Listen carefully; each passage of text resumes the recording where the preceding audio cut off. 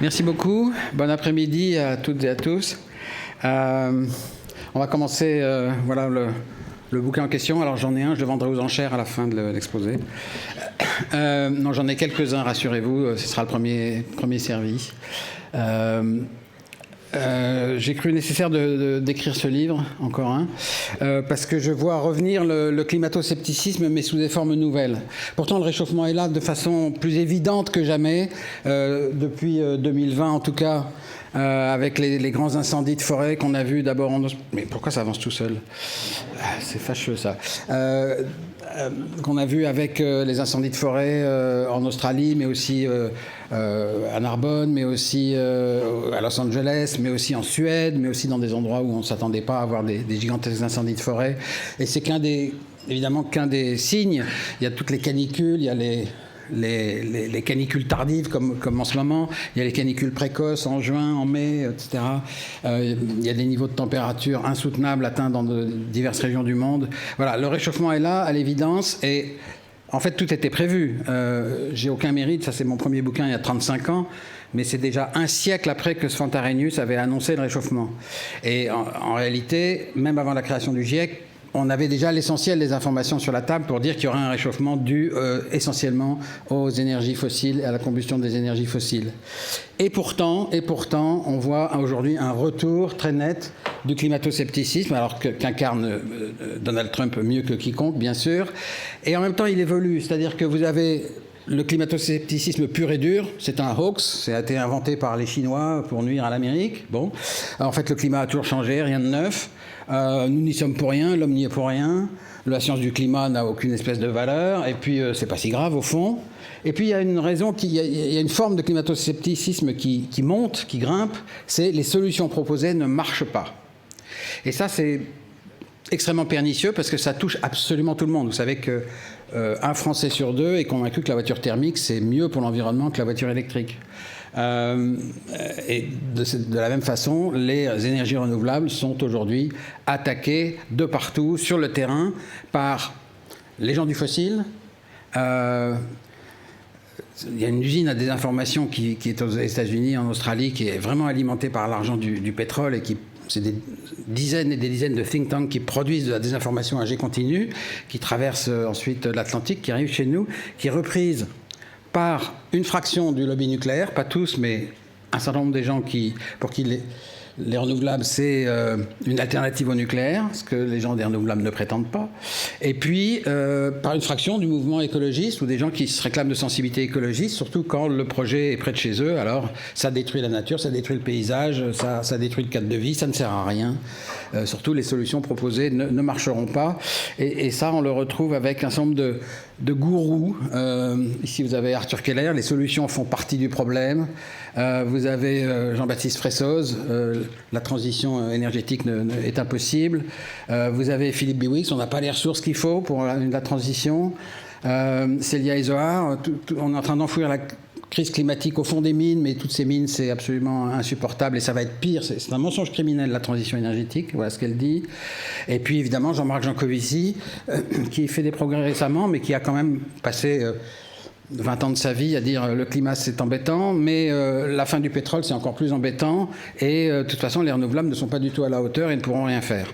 Et donc voilà, c'est tout ça qu'il faut combattre à la fois et essayer de rétablir la vérité. Alors ici j'ai repris un graphe qui vient du Global du National Petroleum Council aux États-Unis, hein, c'est donc les grandes compagnies pétrolières. Et là, ils avaient mis une fois sur une présentation qu'ils ont vite redressée, mais que j'ai eu la chance de pouvoir capter avant à l'AIE, l'énergie solaire annuelle en volume comparée aux réserves de pétrole, de gaz, de charbon et même d'uranium.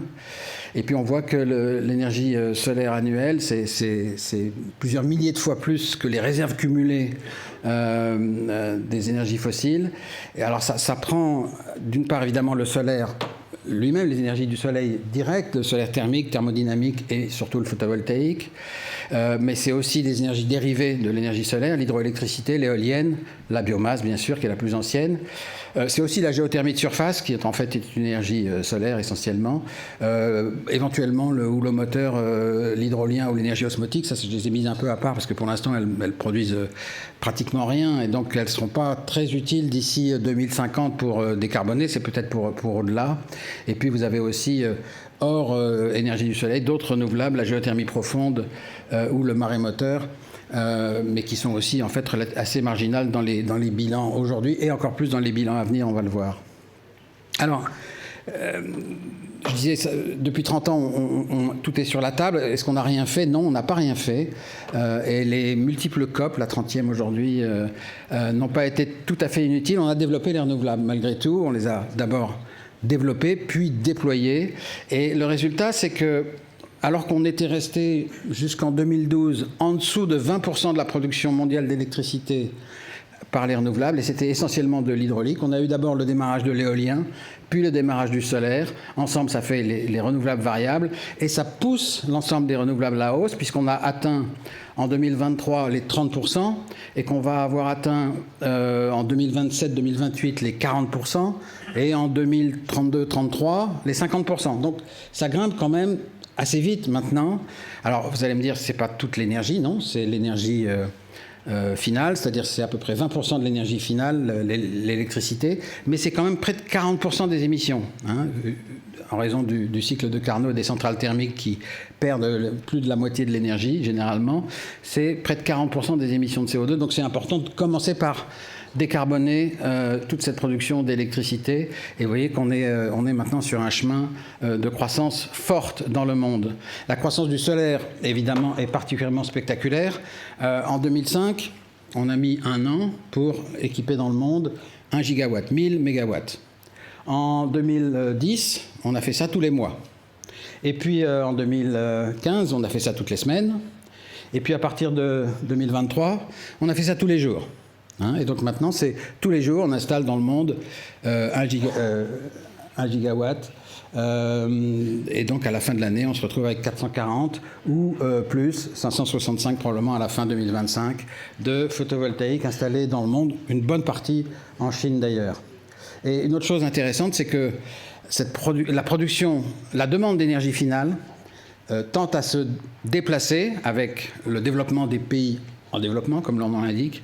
Ça tend à se déplacer des zones finalement pas très bien ensoleillées, moyennement ensoleillées, vers les zones plus ensoleillées. Et donc l'irradiation générale exprimée en part de la demande finale d'énergie, elle augmente et donc les conditions sont de plus en plus favorables. Cela dit, il ne faut pas oublier donc tous ces pays comme le nôtre qui sont moyennement ensoleillés et dans lesquels la demande d'électricité est plus forte en hiver qu'en été. Et dans ces pays, parce qu'on ne peut pas avoir des stockages gigantesques pour faire face à la variabilité intersaisonnière et stocker du solaire massivement de l'été vers l'hiver, l'éolien est extrêmement utile dans tous les pays tempérés. On le voit ici avec, en France, en pourcentage de la génération électrique mensuelle, le rôle du solaire et le rôle de l'éolien. Et on voit que l'éolien a tendance à largement compenser la courbe de du solaire, qui est évidemment bien plus fort au printemps et en été qu'à l'automne et en hiver. Donc l'éolien est indispensable dans tous les pays tempérés. Il ne faut surtout pas l'oublier, ne pas croire qu'on va pouvoir passer au tout solaire chez nous. On a besoin des deux, sinon il nous faudrait des stockages irréalistes et de très longue durée, donc absolument impossible à rentabiliser, contrairement au stockage de type batterie ou de type station d'énergie par pompage, qui ont un rythme de quelques heures ou de quelques jours et qui nous permettent de combattre la variabilité instantanée, mais pas la variabilité à long terme. Voilà. En même temps qu'on faisait ça, qu'on déployait ces renouvelables, eh bien leur coût s'est effondré, et ça n'est pas sans lien évidemment. On voit ici que le solaire, c'était l'énergie la plus chère il y a 15 ans. C'est aujourd'hui l'électricité, et même de plus en plus l'énergie la moins chère. L'éolien a été divisé par 3. Le coût des batteries s'est effondré. Pendant ce temps, par contre, les fossiles sont restés à peu près, tout en oscillant autour d'une certaine valeur, n'ont pas fondamentalement décru. Le nucléaire a plutôt augmenté. Voilà, donc c'est très important d'avoir ça en tête. Quand vous regardez les rapports du GIEC, vous savez que le premier rapport du GIEC, c'est la science, le deuxième, c'est les effets. du changement climatique. Et le troisième, c'est les façons de réduire les émissions. Il y a 30 ans, les premiers et deuxièmes rapports n'ont pas tellement changé. Ils sont beaucoup plus informés, beaucoup plus riches. Il y a beaucoup plus de références, évidemment, mais le fond du message est le même. Par contre, dans le troisième rapport, on avait une suite de solutions qui étaient énumérées sans hiérarchie.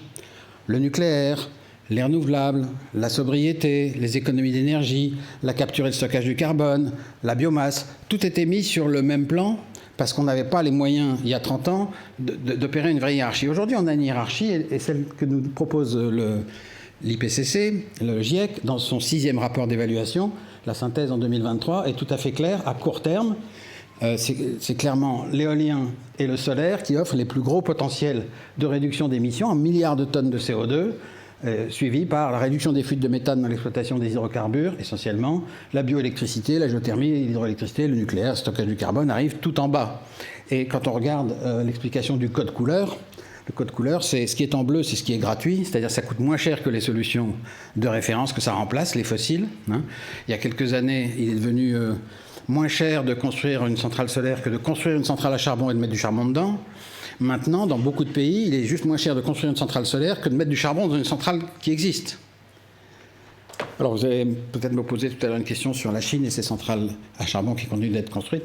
On y reviendra. Mais la réalité est celle-là. J'arrive maintenant à deux scénarios. Le scénario de l'AIE, net zéro en 2050.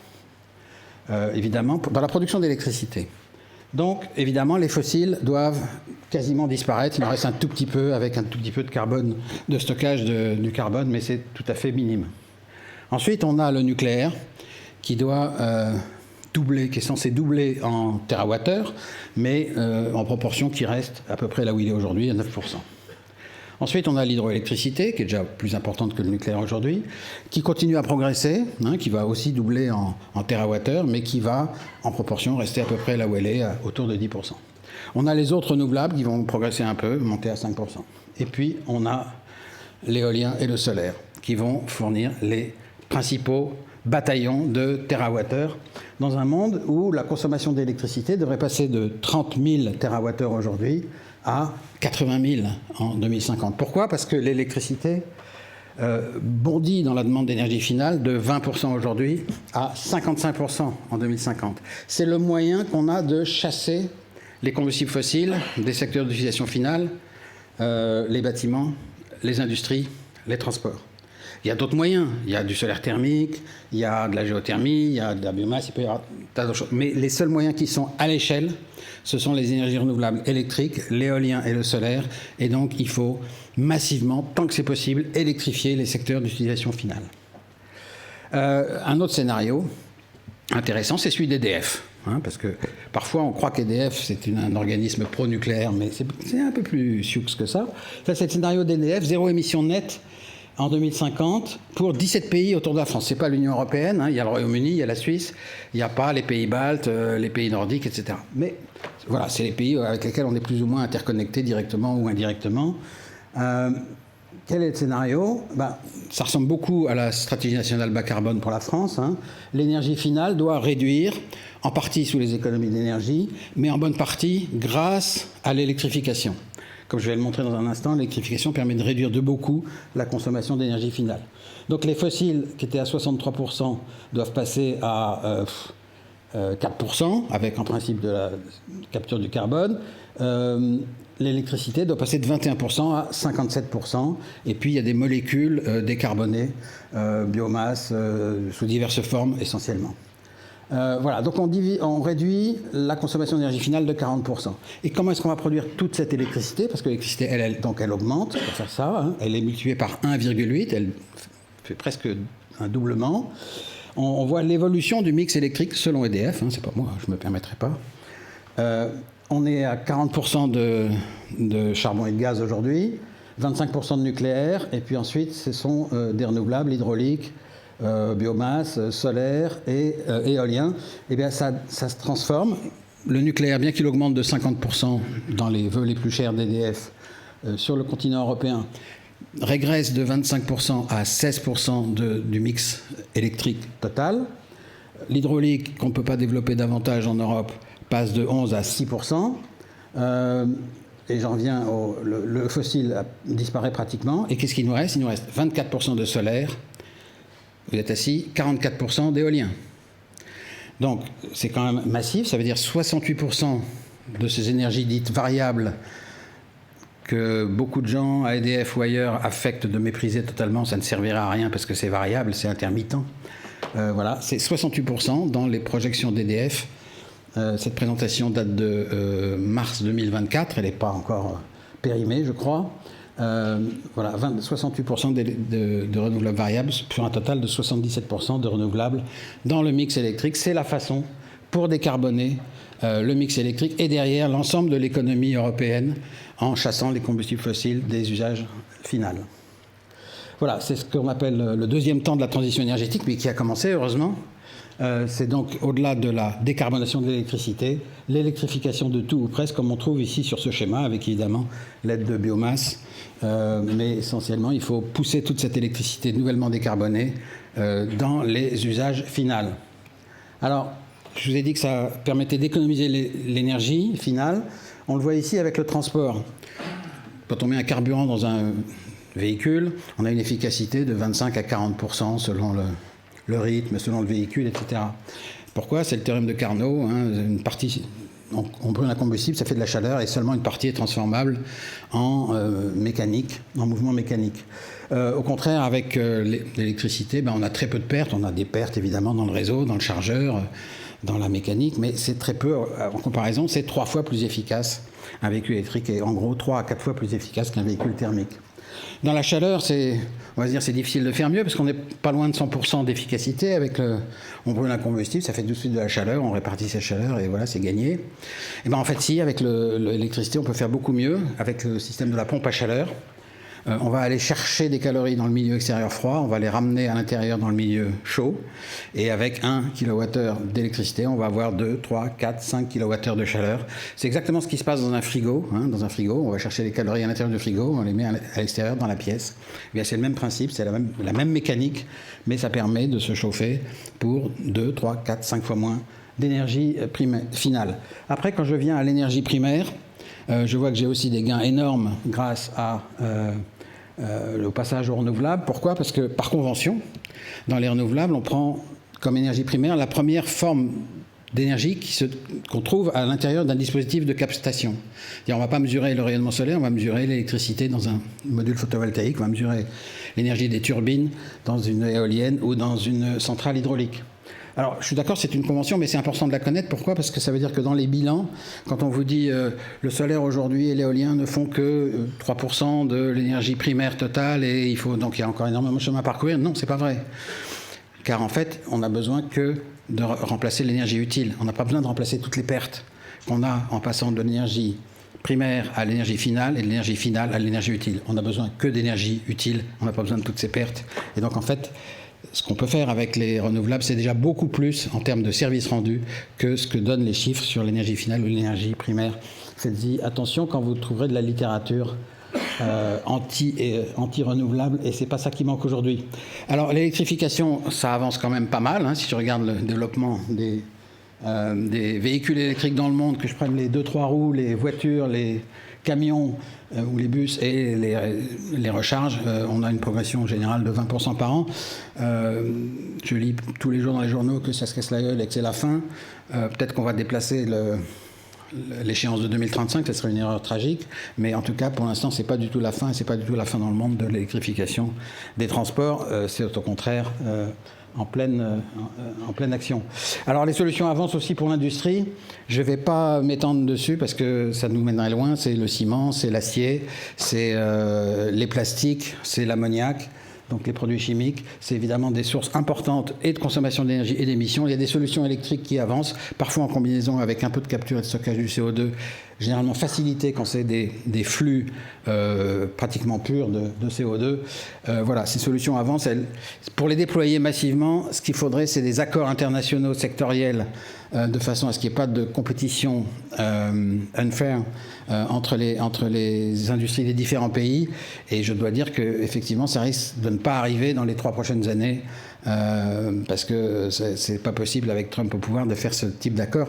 Un exemple de ce type d'accord, c'est celui qui a failli être passé au sein de l'Organisation maritime internationale il y a quelques semaines, où il y avait un accord sur une trajectoire de diminution qui aurait fait appel au méthanol et à l'ammoniac ex-électrolytique pour décarboner le trafic maritime. Et voilà, l'IMO n'a pas réussi à prendre cette décision parce que Trump a fait une lutte acharnée contre ça. Alors, une autre source de critique sur les renouvelables, c'est mais tout ça va abîmer la planète parce que ça a besoin de matériaux, puis ça prend beaucoup de place. Alors, si je regarde les métaux, c'est vrai qu'une voiture électrique, ça va prendre plus de métaux qu'une voiture thermique. C'est vrai que les renouvelables vont aussi consommer plus les appareils capteurs vont consommer plus de métaux que les centrales électriques. Évidemment, si on oublie le charbon et le gaz qu'on met dedans ou le pétrole qu'on met dans les voitures, on trouve des bilans avantageux pour les engins thermiques. Si on n'oublie pas les combustibles fossiles, on s'aperçoit que le bilan en termes d'extraction est très très différent. Il ne faut pas oublier que dans l'extraction générale, 100 milliards de tonnes par an, on a la moitié, c'est des minerais non métalliques. La biomasse, c'est un quart. Ensuite, on a les énergies fossiles, c'est 15%. N'oublions pas qu'on 8 milliards de tonnes de charbon. Pour ça, il faut bouger 40 milliards de tonnes de terre et de roches. Et puis, les concentrés métalliques, c'est seulement les 10% qui restent. Donc, il ne faut pas paniquer tout de suite. Surtout que quand on regarde l'extraction métallique, on s'aperçoit qu'il y a 3 métaux qui font 83% du total de l'extraction. C'est le fer, le cuivre et l'or. Et de ces 3 gros, tous les autres, l'aluminium, le zinc, etc., c'est 4%, 2%, moins de 1%, etc. Bon. Donc, si je prends du lithium et je multiplie le lithium même par 40, en termes d'impact sur l'extraction totale, j'aurais pratiquement rien. Le seul qui est vraiment impacté par la transition énergétique, c'est le cuivre. Parce que c'est un très bon métal, qui est un bon conducteur d'électricité, bon conducteur de chaleur. On le retrouve absolument partout, dans tous les outils de la transition énergétique. Donc j'ai regardé un peu le cuivre avec un géologue, et c'est assez amusant parce qu'on s'aperçoit que nos réserves de cuivre ne cessent d'augmenter au fur et à mesure qu'on l'exploite. On était à 360 milliards de tonnes il y a 30 ans, et on est aujourd'hui à 1 milliard de tonnes de réserves. Le nombre d'années que nous avons devant nous, c'est la ligne en haut, elle n'a cessé d'augmenter. Alors on nous dit, Philippe Bewis nous dit, oui, mais on ne va plus en avoir parce que la teneur des minerais en cuivre diminue. Et donc, comme ça, spontanément, on se dit, ah bah oui, c'est quand même inquiétant, si la teneur diminue, bientôt il n'y en aura plus. En fait, c'est le contraire. C'est-à-dire que les gisements riches étaient tout petits, on les a exploités les premiers. Maintenant, on exploite des gisements avec des teneurs plus faibles, mais qui sont beaucoup plus grands et beaucoup plus nombreux. Et donc, voilà pourquoi nos réserves augmentent au fur et à mesure qu'on exploite le cuivre. Les réserves paraissent augmenter. Alors, ça n'augmentera pas indéfiniment, mais il y a largement de quoi faire la transition énergétique dans les 30 ou 50 ans qui viennent, en tout cas. Et après, le recyclage viendra au secours de l'exploitation minière primitive. Une explication du mystère, c'est aussi évidemment le progrès technique et les économies d'échelle qui font que quand la teneur diminue, normalement, l'énergie d'extraction devrait augmenter, mais grâce au progrès technique et aux économies d'échelle, en fait, la courbe se déplace et en pratique, l'énergie nécessaire pour sortir une tonne de cuivre est la même aujourd'hui qu'il y a 30 ans, alors qu'on est passé d'une teneur de 1,7 à une teneur inférieure à 0,6% dans le minerai. Voilà, autre question qui est posée souvent, notamment à propos du solaire, c'est la place que ça va prendre. Mais la place que ça va prendre, ça ne compte presque pas. J'ai ici ce que nous a fait le regretté Damien Salel, la surface totale de la France métropolitaine, on prend 1%, et on voit ici l'objectif PV sol et solaire, c'est au pire 10% de ce 1%, ça fait 1 pour 1000. Donc c'est pas ça qui va remettre en cause la politique de non-artificialisation ou la politique de souveraineté alimentaire. En fait, il y a des craintes qui sont tout à fait absurdes. Et je montre encore cet exemple à propos des biocarburants. Si je compare 1 hectare, dans un cas, je fais des biocarburants, de l'éthanol. Dans l'autre cas, je fais du PV. Quelle est la production annuelle ? 3500 litres à l'hectare d'agrocarburants ou 1200 MWh d'électricité. Je mets ça dans 2 véhicules comparables, l'un qui est thermique, l'autre qui est électrique, et je regarde la distance qu'on peut parcourir avec le premier cas, 42 600 km, et la distance qu'on peut parcourir dans le deuxième cas, 7 millions de kilomètres.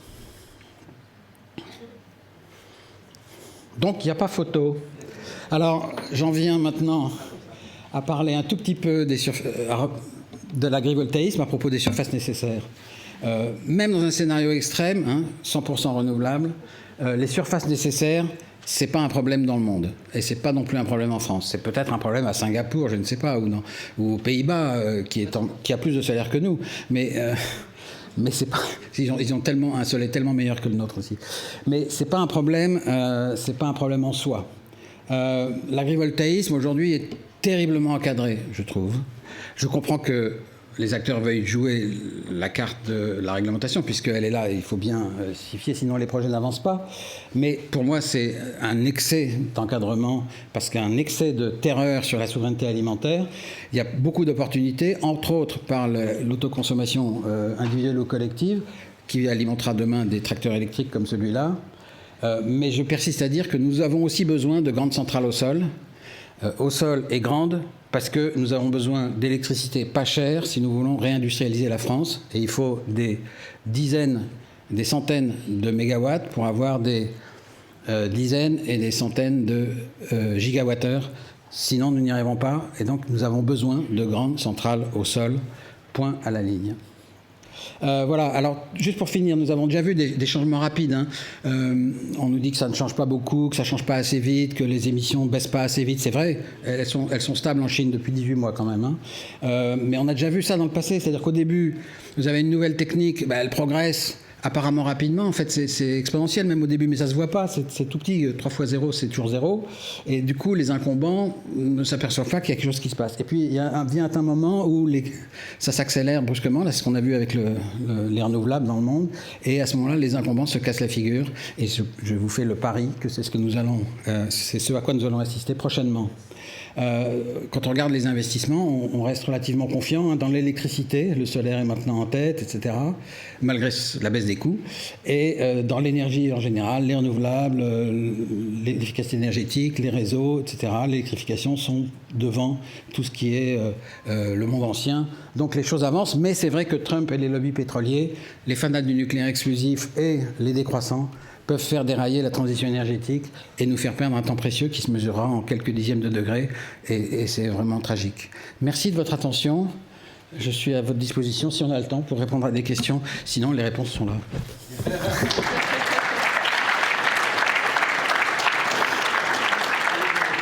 minutes, on peut prendre une ou deux questions à monsieur Cédric Philibert, où il a été très parfait, très complet. Il vous a redonné espoir. Vous ne l'aviez pas perdu. Oh, je suis sûre qu'il n'avait pas perdu. Mais le temps est précieux, vous avez raison de le rappeler. Et vous pouvez remontrer votre livre qui vient de sortir, octobre. Il y a un petit mois, mais j'en ai quelques exemplaires ici. Parfait. Vous pouvez venir me voir, on s'arrangera. Très bien. Bon, je ne vais pas vous faire perdre de temps alors. Merci. Écoutez, merci beaucoup, Cédric Philibert. Merci pour votre keynote.